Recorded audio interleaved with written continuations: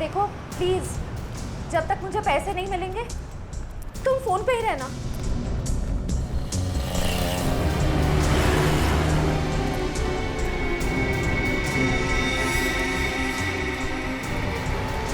हाँ, मुझे दुकान दिख गई, मैं आ रही। नहीं नहीं नहीं, तुम फोन मत रखना प्लीज प्लीज, मैं पहुंच गई।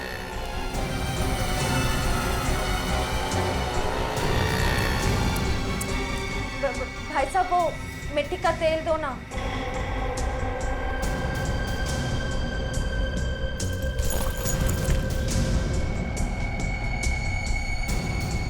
मैं सीआईडी ऑफिसर हूं, सीधे से बता दे किसके इशारे पे तूने मुझे बैग दिया, वरना ससुराल की सैर करनी पड़ेगी। वो जा रहा है, नीली कमीज वाला, फोन पर। मैं हूँ रिशिता, वो ब्लू शर्ट वाला। बस बस बस बस, बहुत घूम लिया। तुम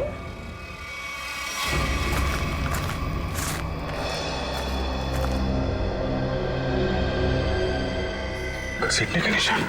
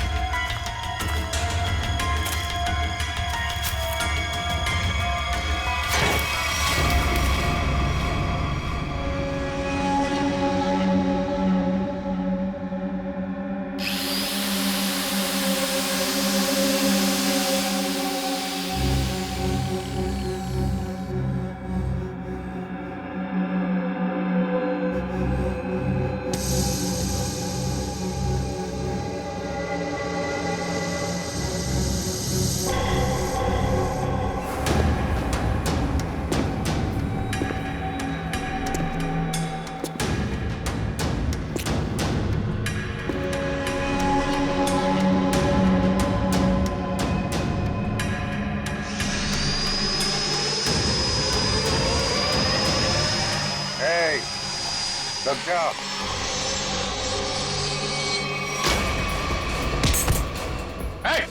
रुक जाओ, नहीं तो इसकी खोपड़ी उड़ा दूंगा।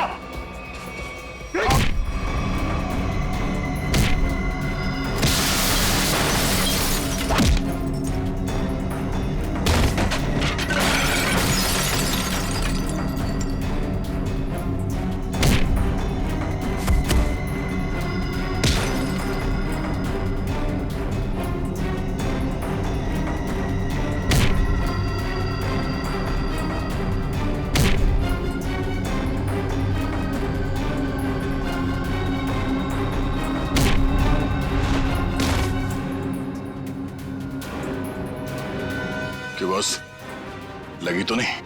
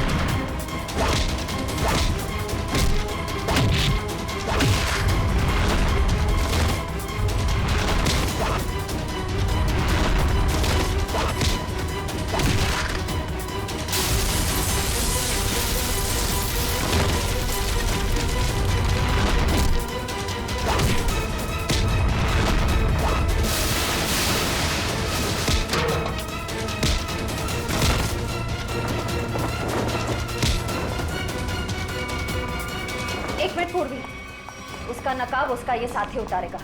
उतार उसका मास्क। सर, ये वो लेटर है जो मालती छोड़ के गई थी।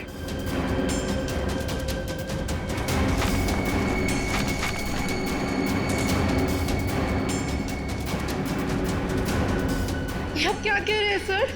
हम ऐसा क्यों करेंगे? पैसों की लालच में तुम इतनी गिर गई, तुमने इंसानियत को शर्मसार कर दिया। यहाँ तक कि अपने पिता समान ससुर तक को नहीं छोड़ा तुमने।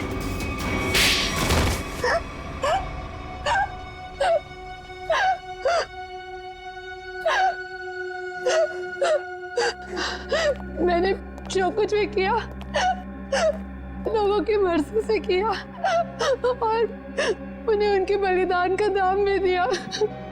गलत। लोगों की मजबूरी का नाजायज फायदा उठाया तुम लोगों ने। उनके शरीर के अंगों का काला कारोबार कर रहे थे तुम लोग। क्यों? क्योंकि आपकी सरकार ने मेरा डॉक्टर का लाइसेंस कैंसिल कर दिया था। कमाल है, तुम्हारा लाइसेंस रद्द कर दिया तो तुमने लोगों को मारना शुरू कर दिया।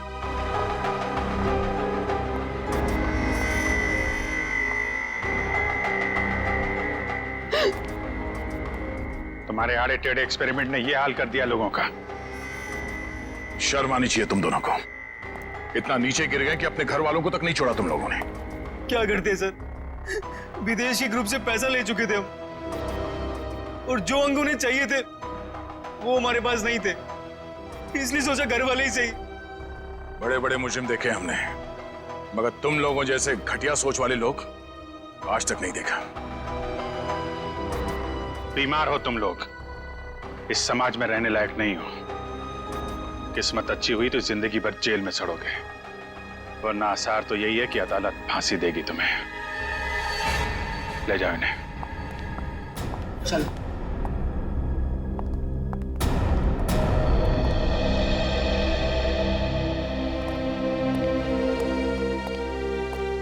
इनका किसी अच्छे अस्पताल में इलाज करवाते हैं।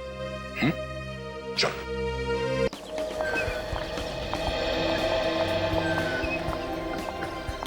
राहुल और जय, आज मैं इतना खुश हूं कि मेरे पास शब्द नहीं है बताने के लिए। अरे भाई, 6 साल के बाद अपने दोनों बेटों को एक साथ देखने का, एक बाप को जो खुशी होती है ना, तुम उसका अंदाजा भी नहीं लगा सकते। बाबूजी, राहुल, जय, जल्दी आइए, खाना तैयार है। आप लोग भी प्लीज आइए। आओ बेटा, जल्दी आओ, खाना तैयार है। हाँ भाई, मेरे मिक्की माउस। क्या खाएंगे गुड़िया? मिक्की बेटा आप क्यों? ये हलवा लीजिए ना, नीता ने खास आपके लिए ही तो बनाया है, लीजिए। अरे वाह। ओ बेटा मिक्की, भूख लगी है ना? वाह, क्या स्वादिष्ट हलवा है, मजा आ गया। बाबूजी, आज शिल्पा ने खाने में बहुत ज्यादा प्यार डाला है, इसीलिए खाना इतना टेस्टी लग रहा है सबको।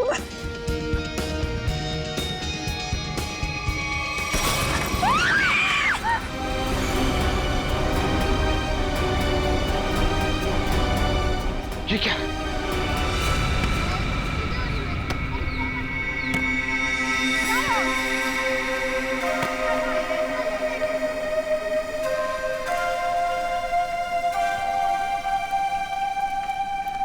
अरे प्रकाश अंकल, आप यहाँ? अंकल नमस्ते। नमस्ते अंकल। नमस्ते। अंकल मैं तेज बीविंग में रहता हूँ। माफ करना बेटा, मेरा ध्यान कहीं और था। कोई बात नहीं। अंकल आप यहाँ धूप में अकेले बैठ के क्या कर रहे हैं? बेटा सुनील घर की चाबी देना भूल गया, पर फिक्र की कोई बात नहीं, वो आता ही होगा। अंकल तो हम सुनील जी को फोन लगा देते हैं, उन्हें तो आते आते शाम हो जाएगी। अरे नहीं, काम के वक्त उसको फोन करके परेशान मत करो। जैसी आपकी मर्जी अंकल, लेकिन कम से कम आप हमारे घर पे आके इंतजार कर लीजिए। नहीं, मुझे चलेगा, मुझे अकेला छोड़ दो।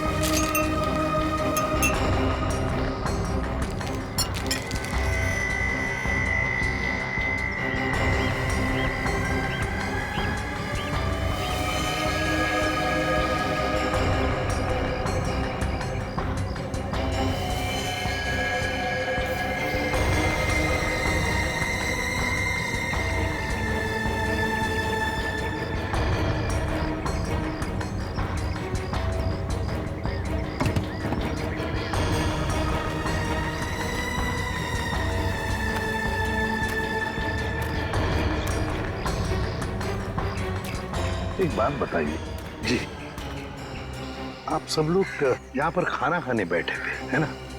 तभी ये हाथ खाने में गिरा? जी सर। ऐसा डरावना हाथ तो हमने पहले कभी देखा ही नहीं। और सर हम तो एकदम से डर गए थे।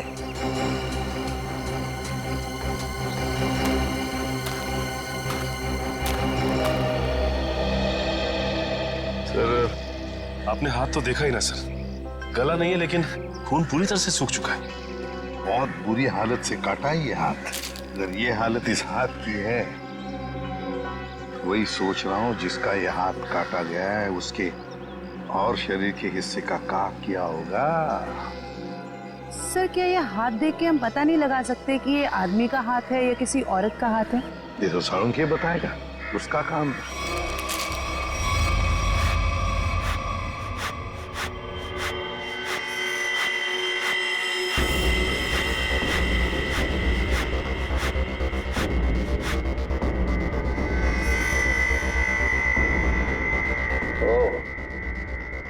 इन मुजरिमों के हौसले भी दिन ब दिन बुलंद होते जा रहे हैं। ओए, अकेले में क्या बातें कर रहा है? मुझसे बात कर। क्या पता चला, बताओ जल्दी। बस जिस किसी का भी हाथ है उसका डीएनए मरने वाले की कहानी पुकार पुकार कर बता रहा है। ऐसी क्या कहानी बता रहा है सर? सचिन, जिस किसी का ये हाथ है उसकी उम्र 40 से 45 साल की है। और बॉस, इसके साथ जो कुछ हुआ है उसे सोच करके भी रोंगटे खड़े हो जाते हैं। रोंगटे खड़े हो जाते? क्यों सालूम के साहब? इसके हाथ में से खून का एक एक कतरा निचोड़ निचोड़ के निकाला गया है। क्या कह रहे हैं सर आप? इतना कुछ किया गया इस बेचारे के साथ इसे मारने से पहले? हाँ, और ये सुइयां, ये तारे, ये सब इस हाथ के प्रेशर को, वॉल्यूम को और डेंसिटी को बता रहे हैं। लेकिन सर जब आदमी मर चुका है और उसके हाथ में खून ही नहीं तो प्रेशर कैसा? एक डेड बॉडी का भी एक निश्चित वॉल्यूम, निश्चित प्रेशर और निश्चित डेंसिटी होती है, लेकिन इसके मुर्दा शरीर का वो डेंसिटी, वो वॉल्यूम और वो प्रेशर तीनों कम है। और ये हाथ देखो बॉस, इस हाथ को देखने से लगता है कि किसी ने बहुत ही क्लिनिकली, सर्जिकली इस हाथ को काटा है। अच्छा, मतलब किसी ऐसे आदमी ने ये काम किया है जो मेडिकल के बारे में जानता है। शायद डॉक्टरी पेशे का हो सकता है, लेकिन ये है कौन, ये जानने से पहले हमें ये पता लगाना होगा कि ये हाथ किस आदमी का है। और ये हमें इस हाथ के ऊपर मिली अंगूठी ही बता सकती है। लेकिन सर उस अंगूठी को तो जंग लग गया था ना? हाँ, अंगूठी को जंग लग गया था, इसीलिए बॉस उस अंगूठी को ब्रिंजोन कार्बाइड नाम के केमिकल में डाला है ताकि जंग हट जाए और उस अंगूठी का असली रूप हमारे सामने आ जाए। एक मिनट।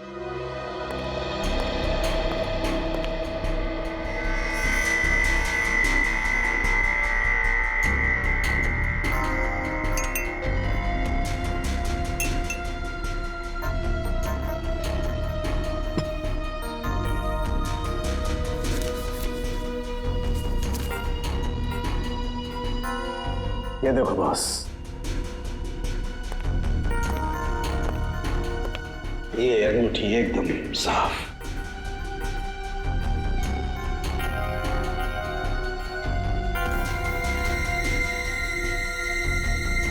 ये क्या है? इस अंगूठी के अंदर दो अल्फाबेट्स इनग्रेव किए हुए हैं, आर वी।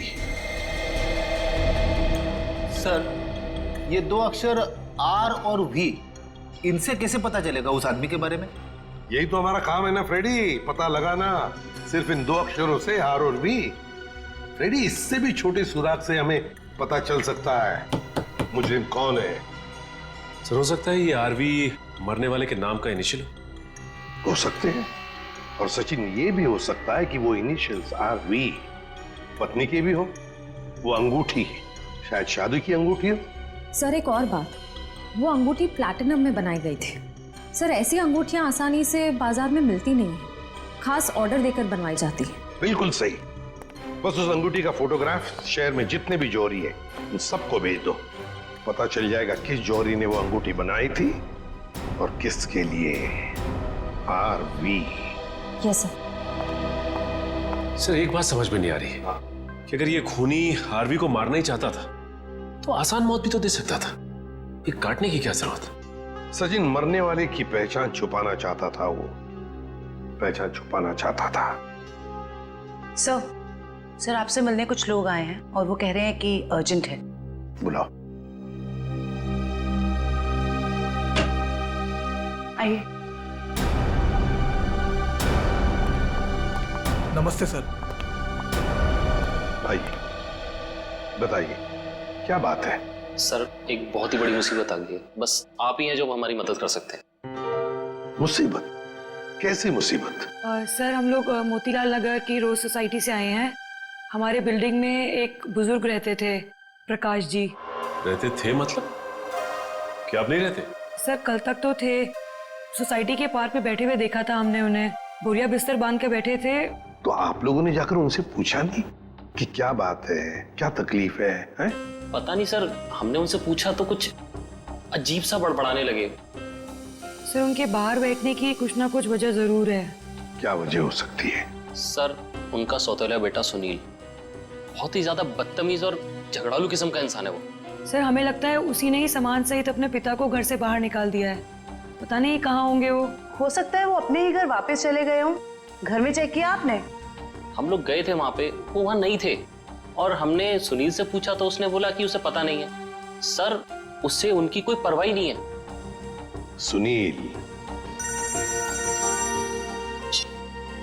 हेलो, हाँ कहाँ पे? एक मिनट, आप क्या नाम बताया आपने? मालती? ठीक है, देखिए आप लोग चिंता मत कीजिए, आप सिर्फ उनकी फोटो भिजवाइए हमें, हम देखते हैं। सर मालती नाम की हाउसवाइफ इंदिरा नगर से गायब है सर। इंदिरा नगर से मालती और मोतीलाल नगर से एक बुजुर्ग, दोनों के दोनों गायब है। इन दोनों के घर जाना पड़ेगा, पूछताछ करनी पड़ेगी।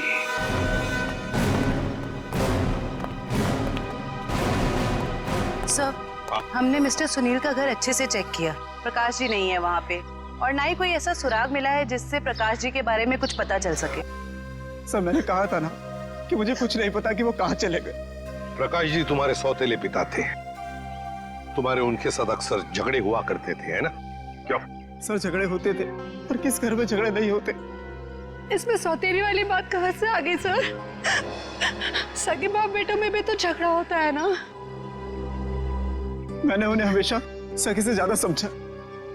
अगर इतना प्यार था तो फिर उन्हें बाहर क्यों छोड़ दिया? सर उन पे घर की डुप्लीकेट चाबी थी, चाहते तो घर में बैठ सकते थे। सर मुझे तो लगता है कि इन दोनों ने मजबूर किया होगा उन्हें घर छोड़ने के लिए। ये आप क्या कह रहे हैं सर? हम ऐसा क्यों करेंगे? सर आपको क्या लगता है मैं अपने पापा के साथ कुछ गलत करूंगा? सर मेरे पापा को ढूंढ के ला दीजिए। हाँ प्रकाश जी को तो हम ढूंढ कर निकालेंगे, वो तो हमारा फर्ज है। लेकिन एक बात याद रखना, अगर पता चला तुम लोगों ने अपने पिताजी के साथ कोई गैर बर्ताव किया है तो अच्छा नहीं होगा, समझे?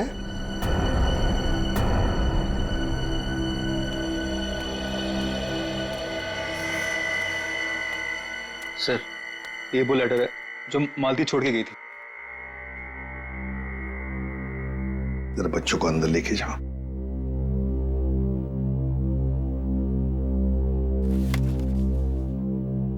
मैं मालती अपने पूरे होश में बिना किसी दबाव के ये खत लिख रही हूं। मैं अपनी रोजमर्रा की आम जिंदगी से इस घर गृहस्थी से तंग आ गई हूं और अपनी मर्जी से छोड़ के जा रही हूं। मुझे माफ कर देना विनय, माफ कर देना राहुल। कुछ दिन आप सबको बहुत तकलीफ होगी मेरे बिना, मगर फिर आदत पड़ जाएगी। मेरे वापस आने की उम्मीद मत रखना, हमारा साथ यहीं तक ही था। मालती।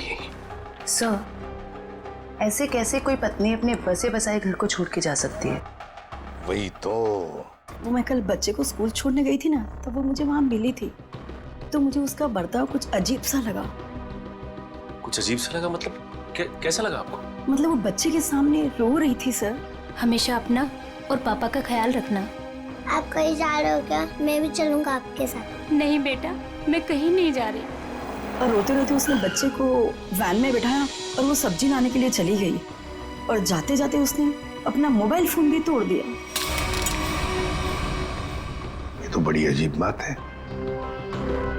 कैसे गई वो वहां से? वो ऑटो से गई सर। और कहाँ गई, कुछ पता चला? मेरा मतलब है, क्या सुना आपने? नहीं, मैं सुन नहीं पाई सर। चलो ठीक है, thank you very much. Sachin, Motilal Nagar और इंदिरा नगर के जितने भी रिक्शा वाले हैं उन सबको प्रकाश जी और मालती के फोटोग्राफ्स दिखाओ। एक्सक्यूज मी भाई साहब, इस आदमी को आपने यहाँ कहीं देखा क्या? नहीं सर, इनको कभी नहीं देखा। अरे अब ध्यान से देख के बताइए, हो सकता है कभी आपकी टैक्सी में बैठे हो। टैक्सी में तो दिन भर में बहुत लोग बैठते हैं साहब, हर किसी का चेहरा याद रखना मुश्किल रहता है। शुक्रिया।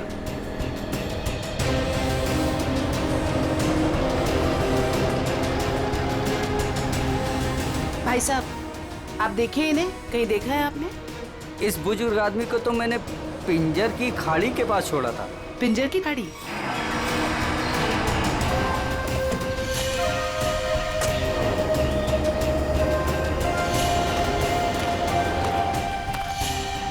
साहब, ये औरत कल पक्का मेरे साथ मेरे ही ऑटो में गई थी।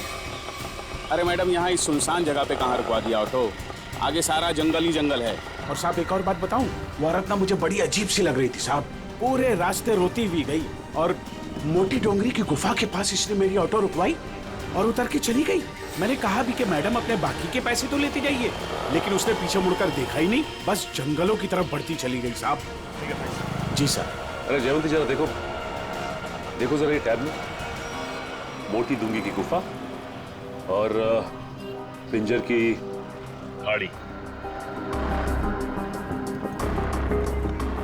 सर, ये दोनों इलाके तो कुलवाड़ी के जंगलों के आसपास हैं। काफी सुनसान इलाका लग रहा है सर। हाँ, इस इलाके में 20 किलोमीटर तो जंगल ही जंगल है, लेकिन ये दोनों ऐसे घने जंगल में उतरे क्यों?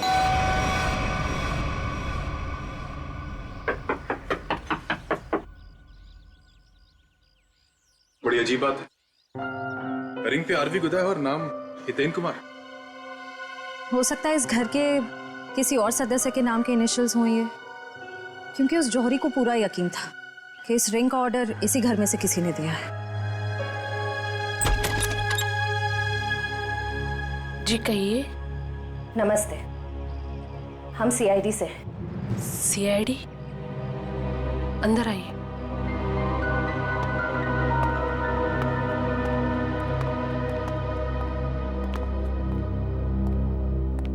जी, हितेन ठीक तो है ना?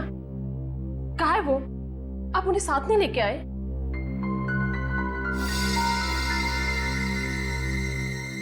क्या आप इस अंगूठी को पहचानती हैं?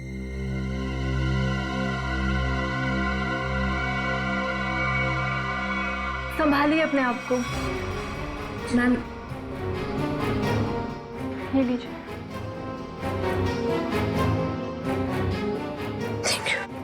क्या आप बता सकती हैं कि इस अंगूठी पर जो आरवी इनिशियल्स बने हुए हैं, इनका क्या मतलब है? अपने माता पिता के नाम पे गुंदवाया था इन्होंने।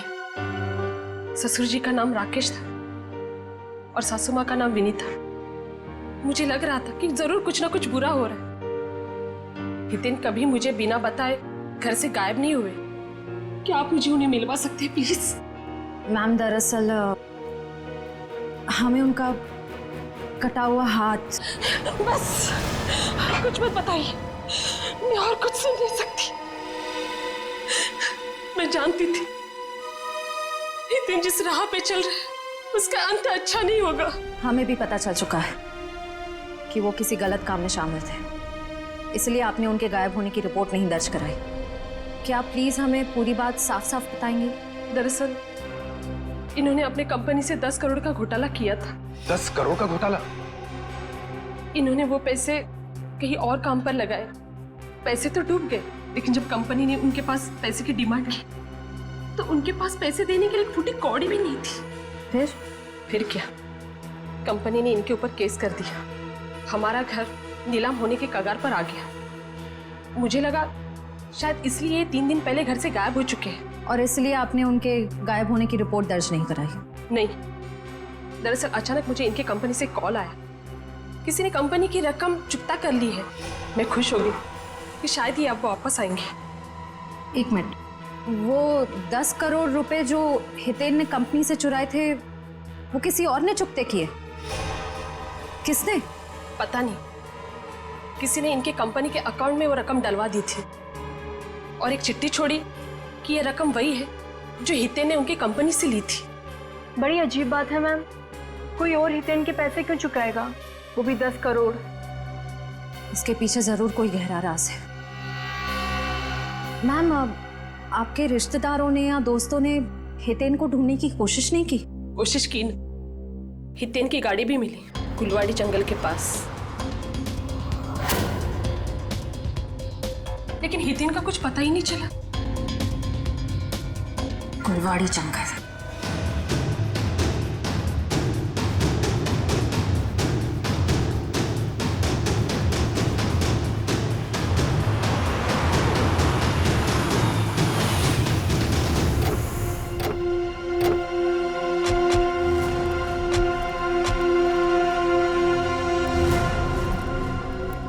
सर, ये जंगल तो काफी डरावना है। प्रकाश जी और मालती यहाँ क्या करने आए होंगे? हो सकता है उन्हें झांसा दे के लाया गया हो या जबरदस्ती यहाँ ले आया गया हो।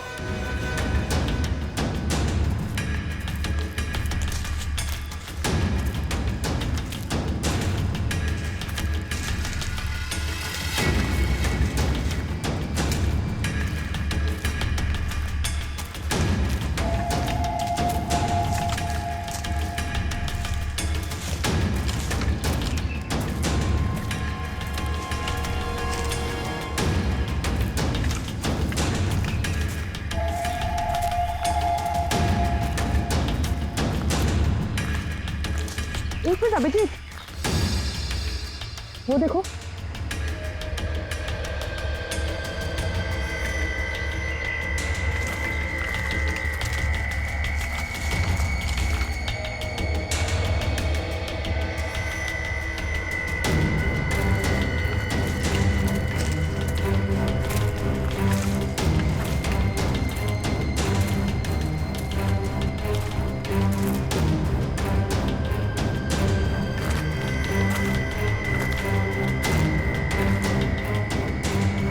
इतने सारे कपड़े, ये जूते,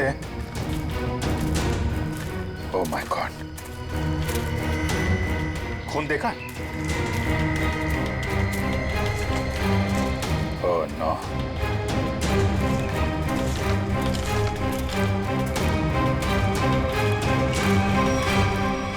ये खोपड़ियां, ये हड्डियां,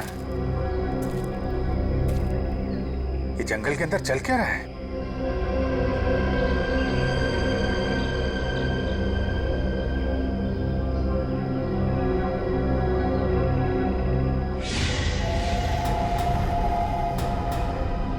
कौन है? कौन है वहाँ?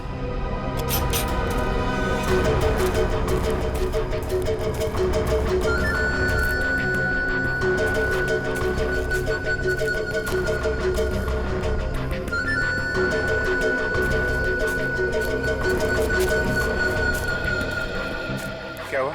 वहां तो कोई नहीं है सर। सर वहाँ पे कुछ था सर। सुनसान जंगल में कौन हो सकता है? ये इतने सारे कपड़े, जूते और ये हड्डियों को देखकर लग रहा है कि अलग अलग उम्र के लोगों को शिकार बनाया गया है।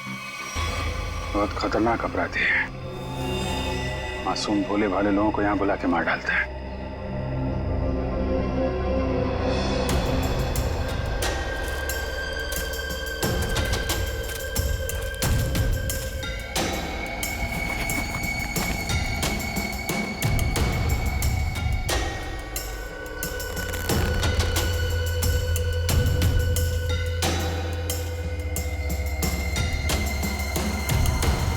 प्रकाश जी कब आ गई है? ये अपने बीवी बच्चों की फोटो लेके यहाँ पे क्यों आए थे?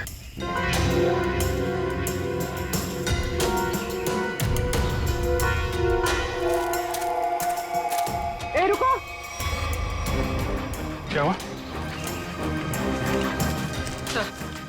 सर वहां पर कुछ अजीब सा था सर। गाड़ी की आवाज सर। सर जमीन में कोई आया है। तुम लोग देखो जरा जाके।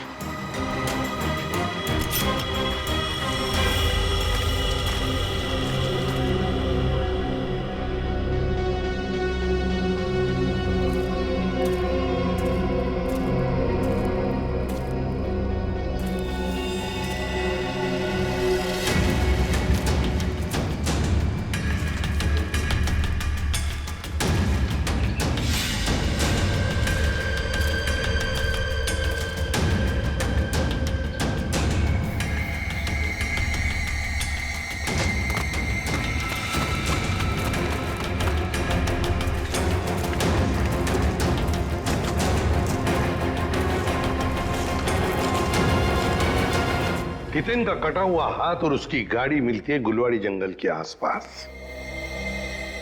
समझ में नहीं आ रहा, पता नहीं क्यों सचिन, मुझे ऐसे लग रहा है कि हितेन का केस, मालती का केस और प्रकाश जी का केस, इन तीनों केसेस का आपस में कोई ना कोई संबंध है, कोई ना कोई संबंध है। सर प्रकाश जी और मालती के बारे में कुछ और पता चला है। क्या?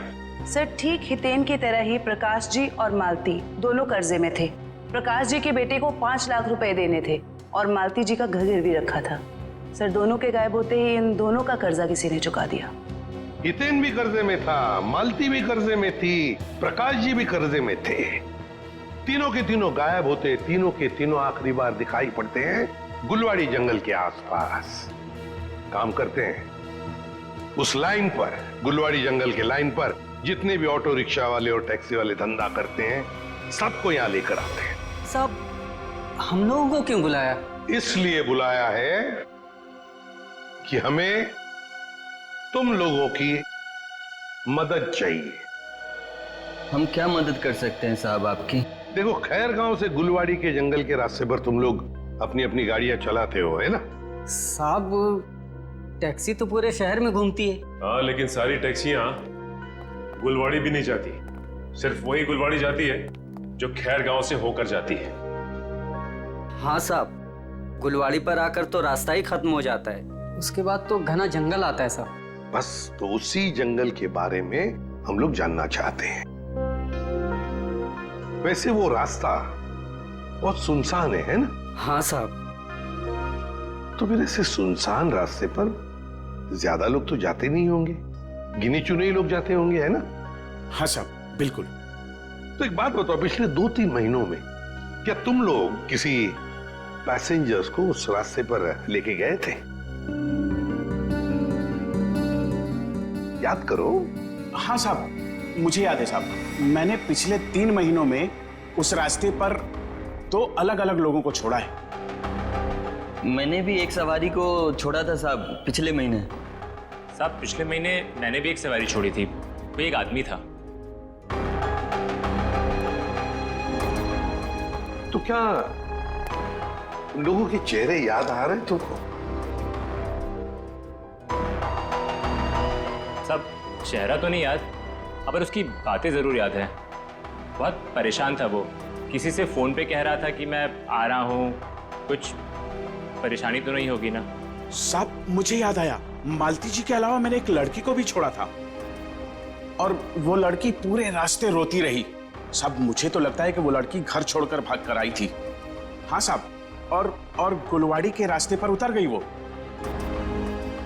मैंने अपने सवारी से बोला था यहाँ पर ऑटो और टैक्सी नहीं मिलेगा साहब, पर उसने कोई जवाब ही नहीं दिया। सर ये तो बिल्कुल प्रकाश और मालती के केसेस जैसा है। हाँ श्रेया, ये तीनों के तीनों केसेस एक जैसे ही हैं और जरूर और भी ऐसे केसेस होंगे, लेकिन हितेन, प्रकाश और मालती, इन तीनों के जिसने भी कर्जा चुकाया है उसी ने इन तीनों को गायब भी किया है। समझ में नहीं आ रहा है ये सब करने के पीछे ये खोने का मकसद क्या है?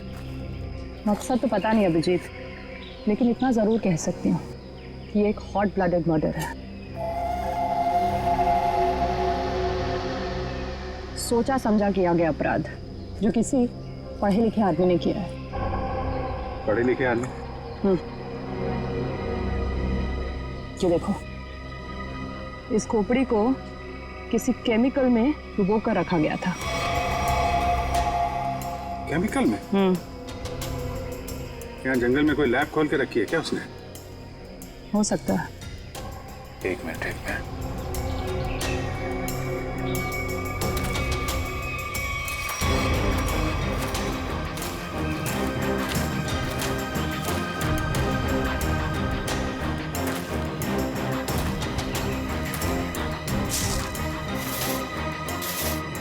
ये देखा? जंगल में पाइप कैसे आ गई? लेकिन नक्शा में तो कोई पाइप वगैरह नहीं थी। वही तो, कहीं ये पाइप भी उन अपराधियों ने तो नहीं लगाई है? काटो जरा सा। निखिल, गाड़ी की आवाज उसी वक्त आई जब हम जंगल में थे। ये कोई संयोग नहीं है। मतलब मुजरिम को भनक लग गई थी हमारे जंगल में आने की। भले ही भनक लग गई हो, लेकिन हमारे हाथों से बचेंगे नहीं हमको।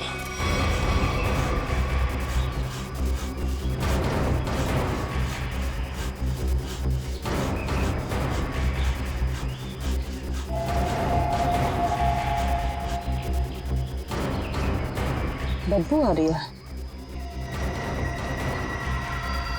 खून? पाइप में खून है? लोगों को मार के, उनकी लाशों को काट के इस पाइप में से खून भेजा जा रहा है। किसी एक आदमी का काम नहीं आई है, पूरा का पूरा गिरोह है।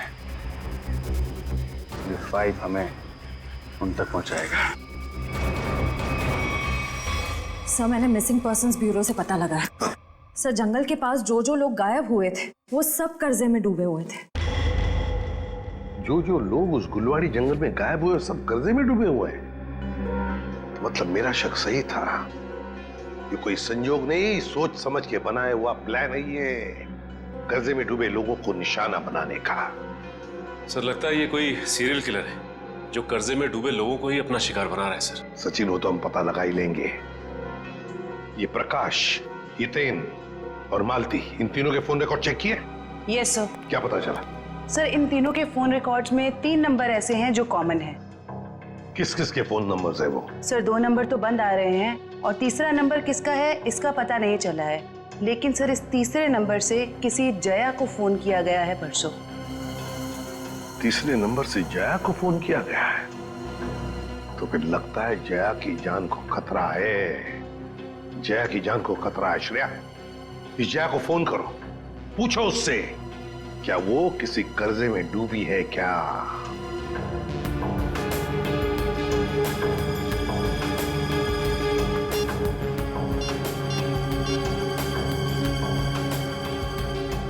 जया? निखिल, ये देखो, टायर के निशान। टायर के निशान? अगर टायर के निशान यहाँ है तो गाड़ी भी कहीं आसपास होनी चाहिए।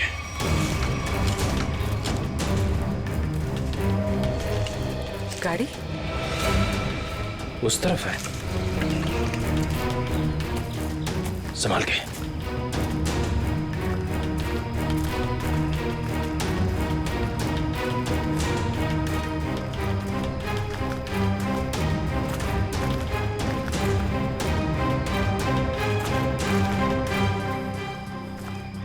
यहाँ तो आसपास कोई नहीं है।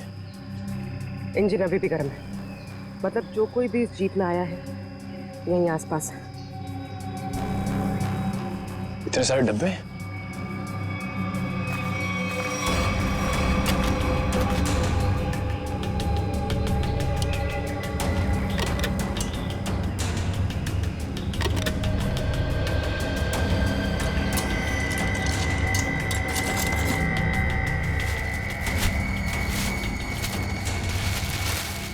ये तो अस्पताल का सामान है।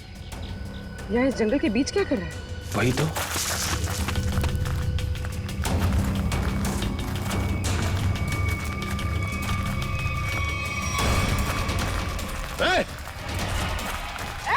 रुक!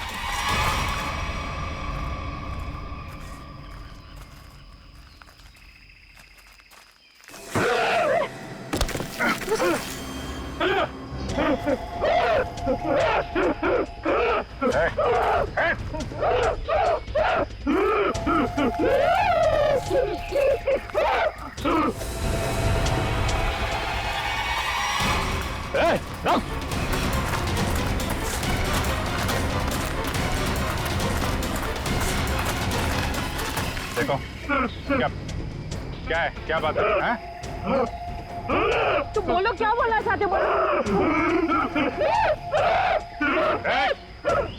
कैसे ने तो को नहीं मारा। मैं इसकी दिमागी हालत देख के तो नहीं लगता ये। देखो ठीक है, तुम जाओ यहाँ से अभी। चलो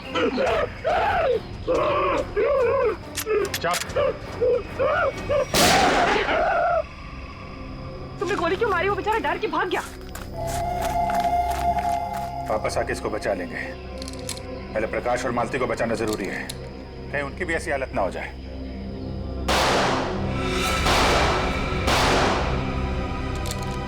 गोली की आवाज? कहीं निखिला पूरी मुसीबत में तो नहीं? लेकिन उन्हें ढूंढेंगे कैसे अभी? जिधर से गोली की आवाज आई है उधर।